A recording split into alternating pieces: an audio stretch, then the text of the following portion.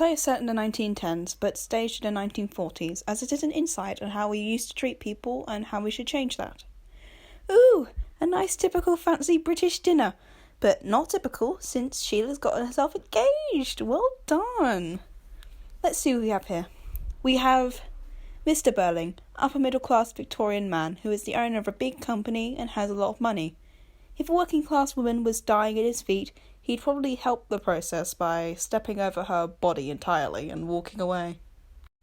Mrs. Burling, Mr. Burling's Victorian wife and a member of a women's group, assisting women when they need help.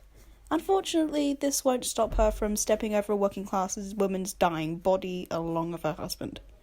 Gerald, not really Victorian or Elizabethan, but he is from an upper class family.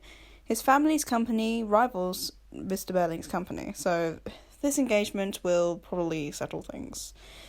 If a working class woman was dying at his feet, well, you'll probably find that out soon enough.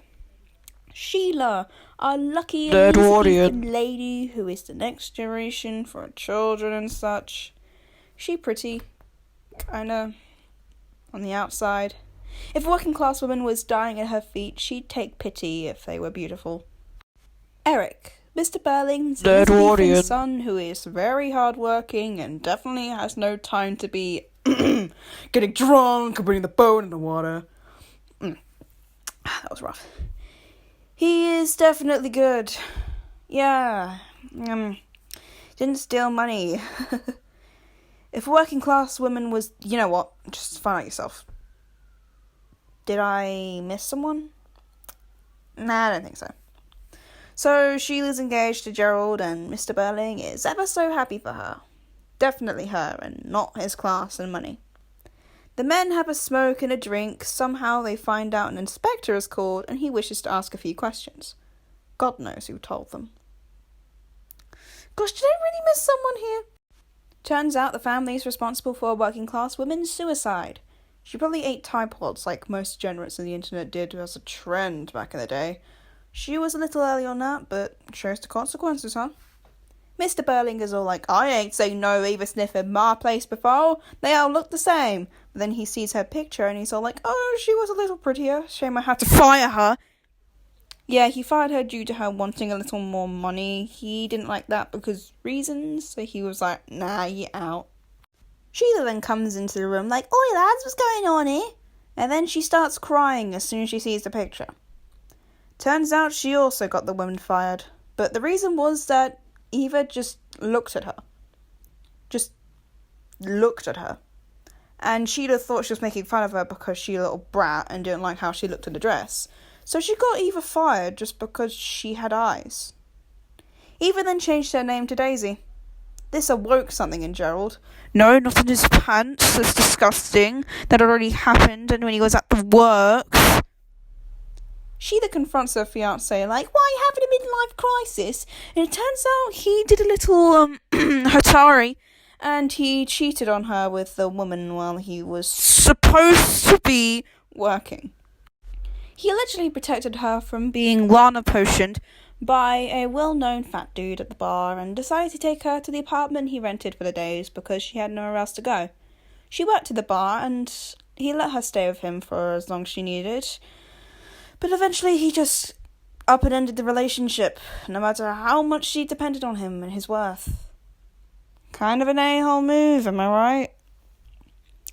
Mrs. Burling is revealed to have turned her down at the Women's Society after Diva Smith lied about her name and called herself Mrs. Burling. This caused Sybil to become one of those double-standard feminists and reject helping her at all, saying that the father of her child should take financial care of her. She was pregnant, by the way. After it was revealed that Diva was pregnant, Eric decides to come back. Earlier, both he and Gerald had decided to leave the house. Eric probably getting drunk, and Gerald, you'll find out. It turns out that Eric was the one that got Diva pregnant. Yeah, he also met her at the bar, but the difference is that he was drunk that time and decided to Lana potion her. Specifically using the Gregnant potion and ruining her life. Though he did end up taking responsibility, as all men who have Lana Pegnate potioned someone should. And he stole money from his father. But Diva refused the money once she found out it was stolen. So she instead went to Mrs. Burling, who said no.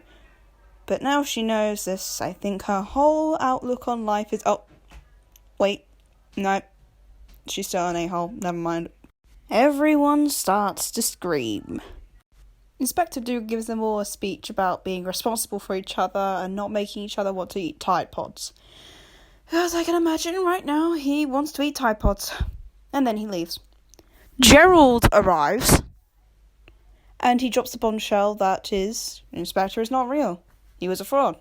He never existed. And therefore, Diva's death never happened. Arthur, Sybil, and Gerald are relieved as it means no consequences for their actions that directly affect their reputation.